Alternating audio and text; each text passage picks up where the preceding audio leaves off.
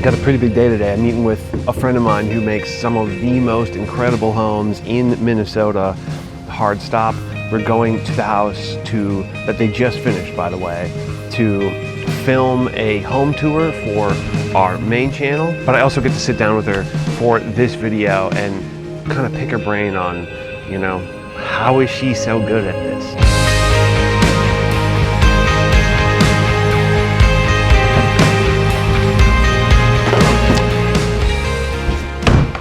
Being able to feature people and really have conversations with people who are just so exceptional at their craft is something that I've been really passionate about, and it's something I've wanted to do for quite some time now. And I think this is a pretty great place to start.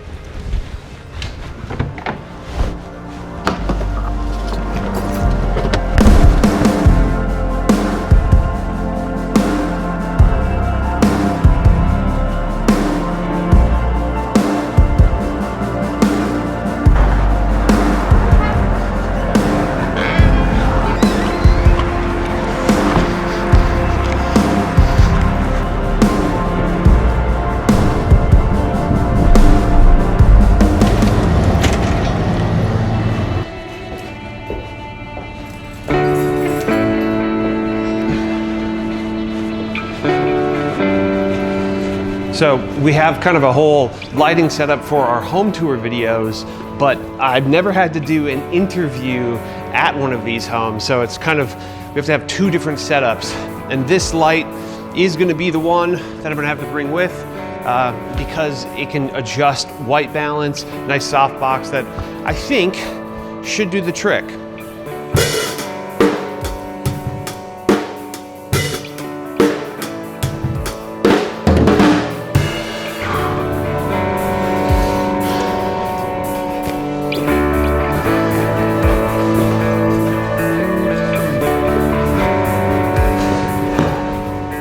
We're trying to level up the video quality in the home tours, but also there's a certain kind of vibe that I'm trying to get across in this video.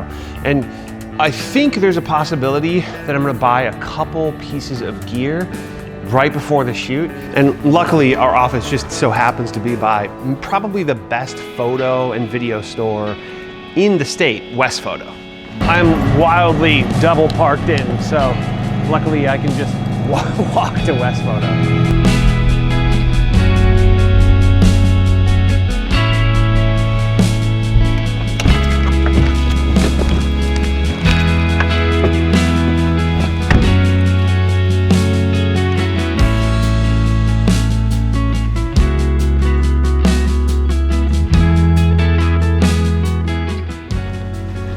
And we're gonna have a whole home tour on our main channel, but I just gotta show you around at least a little bit. Such a beautiful fixture.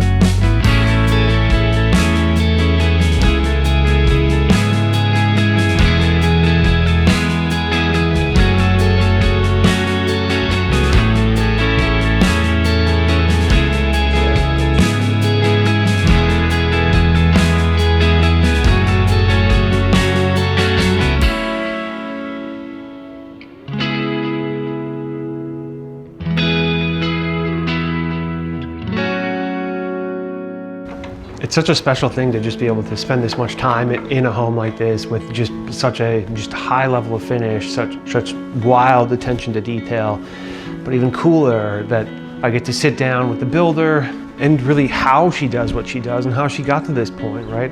How do you get to the level of building some of the most high-end homes in the Twin Cities that are just truly undeniable pieces of architecture, kind of just undeniable pieces of art? And if there are any core fundamental questions that you have that you might want to ask people who are operating at this kind of a level, leave it in the comments and I'll do my best to get to them with anybody that I'm talking to. But how about this? How about I introduce you to my friend Rebecca Remick, the owner of City Homes.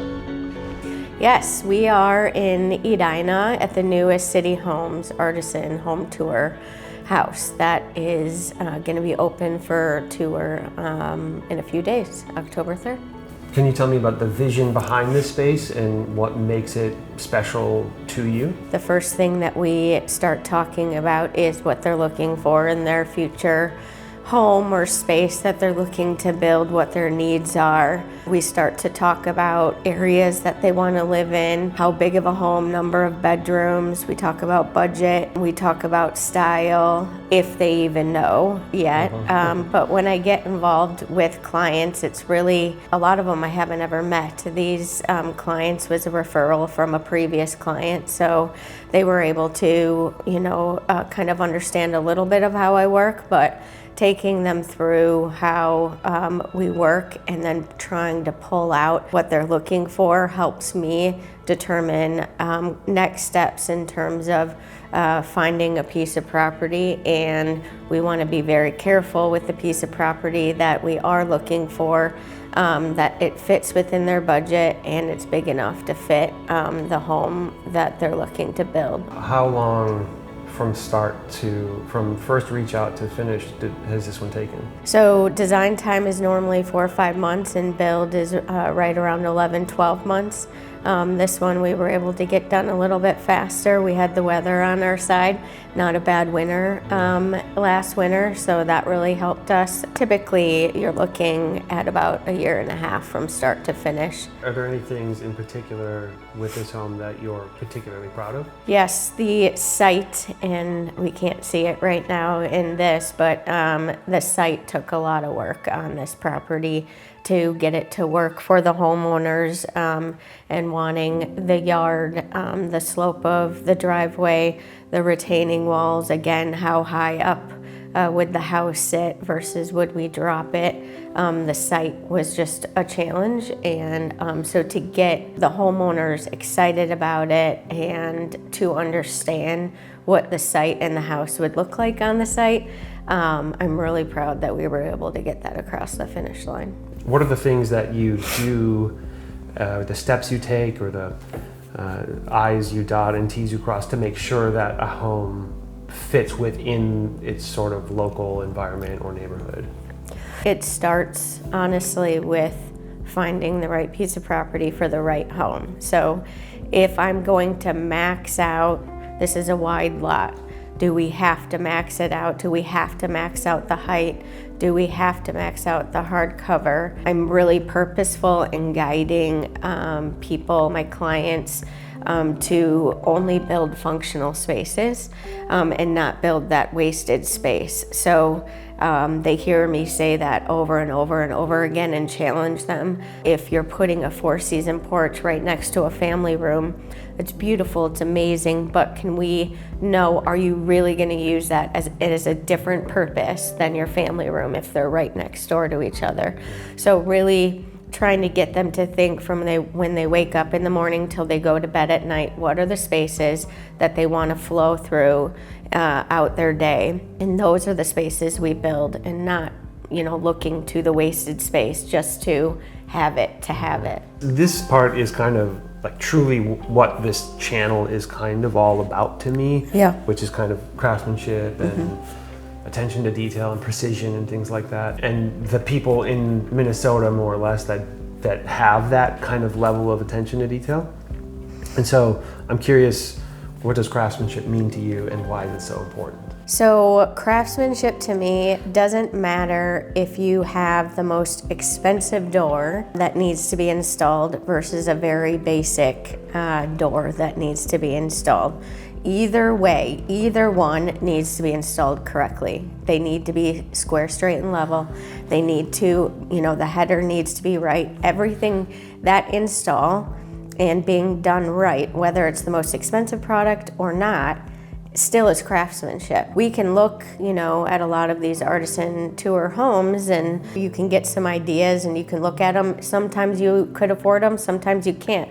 Most of the things, not everybody can put everything into their home, so you're picking and choosing. But either way, craftsmanship is just doing things correctly. This is the most expensive thing usually that they are doing in their lives. Yeah. Just because it's a more basic door than the most expensive door, it doesn't matter. It still should be installed correctly. Yeah.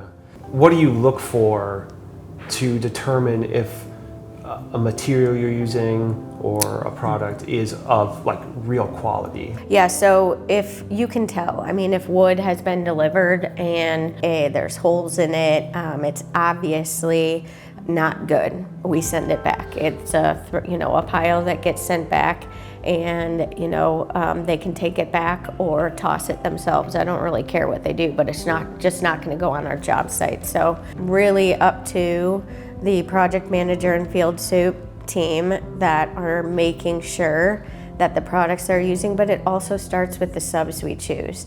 And again, the care. So are they gonna put up that wood? Because we're gonna see it, and they're gonna have to come back and take it down.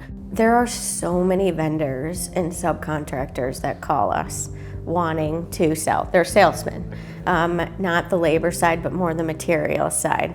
And I've been doing this for 15 years, and I don't know, at the beginning, I didn't know about a lot of these products, but I want people to come into our office. I want them to teach us about their products. I want to learn about them. So I take the time, even if it's a cold call that somebody comes into our office and I'm in the middle of something, I get their card, I do call them back, and I ask them to come in and talk to me, or I talk to them on the phone.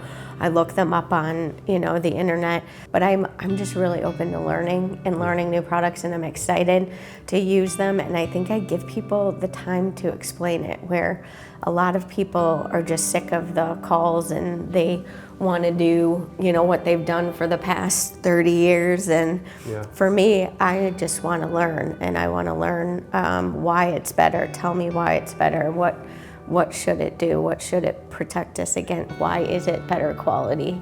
What inspires me is really doing being able to, do what people want in their home, and seeing them excited and happy about the product. So that is inspiring to me. I also want to get people a product that could work for their budget, and there's ways to do it. That still won't sacrifice a lot on quality in terms of... How many homes total do you know have you built? I don't know. Okay. Do you have a ballpark? No. Okay. It's enough that you don't know. Yeah. How do you stay inspired to keep doing it? When you have amazing clients who are so appreciative that you are building them a home. I don't care if it is a 2,500 square foot home or a 10,000 square foot home, the least expensive, the most expensive, when they are grateful and happy and they see, the product at the end, that definitely keeps me going. I also love my team.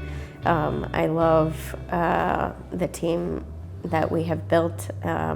It gives me joy to go to work. They're supportive. They support me. I support them. So when you're in that positive atmosphere with positive energy, it doesn't feel like work. We don't want work to feel like work. There's days that definitely feel like work and are hard. And not every client is nice to work with. Not every sub is nice to work with. But we get through those, and hopefully the goal is that there's more positive than negative, at the end of the day. When I first started out, I was linked up with a group of craftsmen. Okay. So they cared.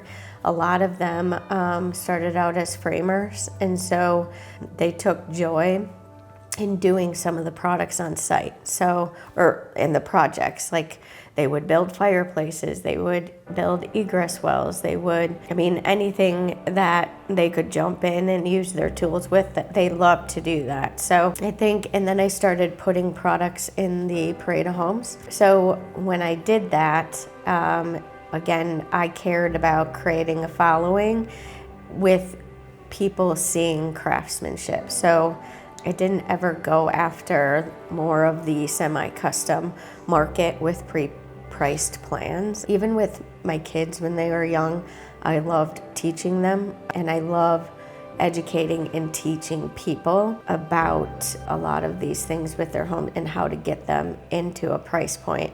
What brought you down this path in the first place?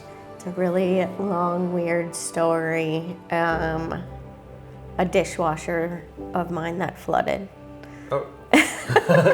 And I had 3 kids at home and was needing an outlet. I had a friend in Chicago who was building. At the time, it was the downturn. We could get land cheap. And I met that group that I was telling you about that needed work. And so I asked them if they wanted to try to flip a home with me. We ended up doing 4 in Bryn Mawr, and then I lived in Morningside of Edina at the time. Brought them over there, and again, probably the location that I was building also demanded quality. The people were not going to build with me unless I was building quality, or a lot of where I was at in the market. It was a dishwasher that flooded. Crazy. Crazy. Can I ask how old you were? This doesn't have to be when you started. I'm 47 now, and I started it 15 years ago, so 32. I feel like I started the flipping before that, though. That's when we named the company. So you started doing this, whether it was flipping or building, when you were 30. What do you think your 30-year-old self would say if she came into a house like this? Oh, this is what I would have chased for sure back then, where I would have wanted to be able to build a product like this. I still remember the first builder I was comparing myself to. I'm not going to say the name, but you know, my first kind of competitive, like, I want to be them. I want to do what they do. You know, have leveled up. I feel like have surpassed that company, and I'm competing against people that I could have never thought that I would be able to compete against. So yeah, if I walked into this home and I was 30, and I mean, I'd be like, how'd you do it? Like, you know, It's come a long way since then. So maybe you have already done this. This already kind of, for your 30-year-old self, it kind of is. But now, if you could design your dream project with no limitations, for presumably your dream client, because they also want to do exactly what you want to do, what would it look like? I really firmly believe in this multi-generational product, whether it is even somebody within your own family. But there's so many people, nurses, traveling nurses, students, grad students, and they can't afford to live in these areas. And can we build these ADUs, give them a place to live closer to where they work, instead of the urban sprawl, and they have to live an hour and 15 minutes away just to get to where they work. So I just maximizing the zoning, actually not even maximizing it. Can we just get a little bit more dense in the areas that people want to build or want to live? Like, there is a huge housing shortage. And so are we going to fill that with people who have to drive an hour? It's a real problem that we have, and we need to take a really hard look at it. The average price to get into a home, or the average person that can afford their first home, do you know what the age is? I want to say it's mid-30s. It's 37. Yeah. That's insane. How are you supposed to? We're also annoyed that people are having kids later. Maybe some people are, or they see it as a problem, right? How are you supposed to feel about having a kid if you can't even afford a home? Yeah. I mean, that's a problem. Yeah. And so many kids are living at their parents' house, which great, good. That's that multi-generational. They don't want to be though. Yeah. They want a home. They want the independence. They want to start a family. You don't want to go out to the bar and say, hey, to a girl and say, I live at my parents' house. I mean, it doesn't feel good to someone, but they're doing it to save up money to be able to afford a home by the time they're 37. Yeah. That's insane. Okay, I do have a wish. If I could have, could we get a development that you can put up a solar field to feed it? And you could have a community like farm type situation. Try to make it a little bit more self-sustaining for people. You see so many people trying to teach their kids what we used to do and get off their phones. And I had chores. I had to go outside. I lived out in the country, cutting down trees for firewood and planting Christmas trees because we sold those, watering the apple trees, feeding the animals. Like, there's something in terms of work ethic that gets taught when you're working on the land, and you feel a part of the family. It's different than just having your kids on a rotation of doing the dishwasher and vacuuming or laundry. If we kind of go back a little bit to those homesteads, and would it help with some of the anxiety and mental issues that we are seeing out, happen so prevalent? And those family units, it's, they say it takes a village. So if your parents are gone all the time and you live in one of these areas and you're working the land with, the neighbor, are they getting, the nurturing that they need from that type of atmosphere? Yeah. And would that help giving back and feeling like you're contributing to society and to your, community that you're working with? Within your business right now, are there any roles, or is there a role in particular that could either be filled or created that would be of massive help to you or kind of change the face of your business? Right. So I would love to grow. But I don't have multiple of me. And it takes a lot of time to get people across the finish line, to find the property, to educate through that design period. Guiding and actually even getting shovels in the ground takes so much work.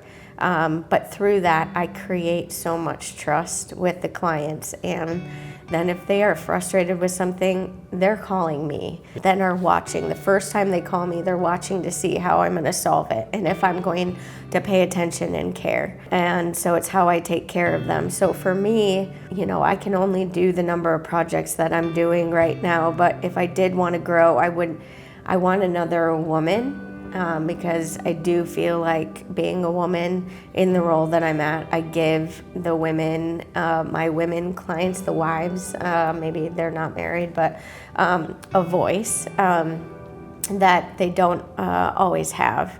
And I've seen it happen in different circumstances where they'll be sitting there, and if a man is sitting at the table, you're looking at the man instead of the woman is usually making 90% of the decisions that are going into the home. Yeah. But it would be somebody who could follow them through and make sure they're being taken care of, make sure they're being heard. I don't know how to get there or do that, but or what the title or is. Other than but it's something that I'm trying to think about in terms of how would that be, who could be, what type of person. Is it somebody who's young and I just want to groom and have them watch a lot of this, but a lot of women innately, or do I hire the right woman that I see those characteristics in? But it would need to be somebody who they cared just like I do in terms of making sure that they are being heard, getting what they want, being educated, and caring. Somebody comes to me and says there's this change order. They didn't get something in the cost statement. The first question is, how did that happen? Yeah. And if it's nothing the client did, we got to figure it out. I don't even want to go to the client with it. Yeah. What is it? What happened? And how are we going to solve for this? Or if the client isn't happy, I don't know, with their exterior paint or their cabinets. These white oak cabinets right now are really hard to get right, the stain right, when they're doing this light stain. Pushing and caring. It's the care Almost that like an I advocate. need. Yes, Yeah. for people, Like a client following advocate. them all the way through. Yes, a client, thank you. A client advocate. I got you. Yes. Cool. At least in what I do, that level of care is one of the hardest things to replicate. Mm-hmm. And finding the right people. But I think once you put it out in the world, once you kind of have your antennas up for it, I think it could come to you. You know? Well, I'm putting it out into the world. Yeah, exactly. Yeah. Thank you so much. Yeah. You're welcome. Thank you for asking me to do it. Cool. All right. That's that. Sweet. Congrats, you did your first one. Yeah. Feels good.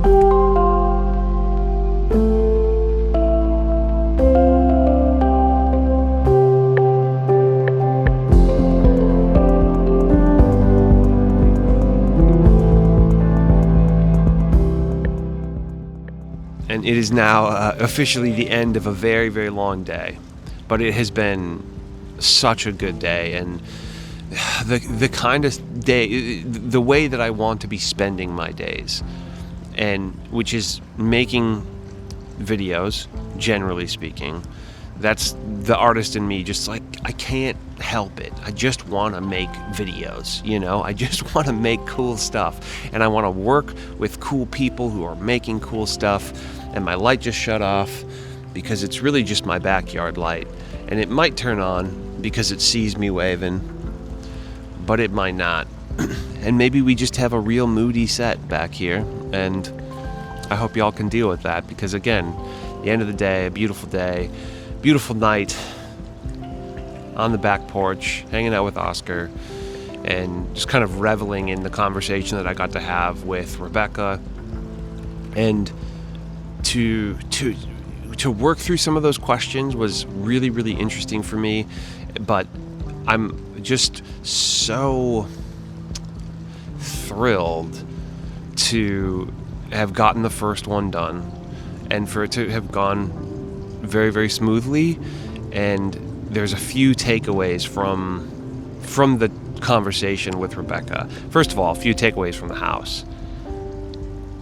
Undeniable is the word that comes to mind. And undeniable was a word that came to mind when I was first thinking about this channel and this video series, is that I want to talk with people who are undeniable at what they're doing. Because you can think about like exceptional, and they're like working on things that are high end, and like, while yes, I think there's often going to be a kinship with some of that. There's going to be a parallel with people who are undeniable and operating at a really high end. But I don't want high end to be the only marker, because I think there are people who are doing really, really not high end things, right? But really grassroots things, really bare bones, simple things, but they're doing them so well that they would be considered undeniable. So undeniable will be the North Star. And again, Rebecca City Homes, the home that we were looking at today, that we were making a video of today, it's all of those things. She is all of those things. And one of the questions that I asked her, that obviously you'll see, but I keep thinking back to it, and it's kind of the root of some of the questions that I want to arrive at, right? Some of the questions that I want to be asking are the kind of questions that make a person light up, like how she did when I asked her what her 30-year-old self would think if she could see that house. You can see on the video, you probably already did, that she lit up, and it was like, man, I think she'd be pretty happy, right? I think she'd be pretty thrilled to know that this is where it all goes, right? And she has so much left to do. So hopefully she'll be on this channel again at some point, and we can have another conversation. And I really think that some of her ideas about higher density living, while still having really, really undeniable, I'm going to say it one more time, undeniable masterpieces of homes, with row homes, right? With 2 or 4 homes on a single piece of land. That's so cool. And again, she knows there's a demand for it. She just needs to figure out how to get it done. And if that isn't the mark of somebody who will achieve incredible things, is knowing the way through, knowing what a goal is, knowing that she wants to do something incredible, and just knowing she just has to figure out how to get it done. That's truly inspiring. I hope y'all have a really great week, or day, or evening, if it's anything like mine, and I will talk to y'all soon. Bye.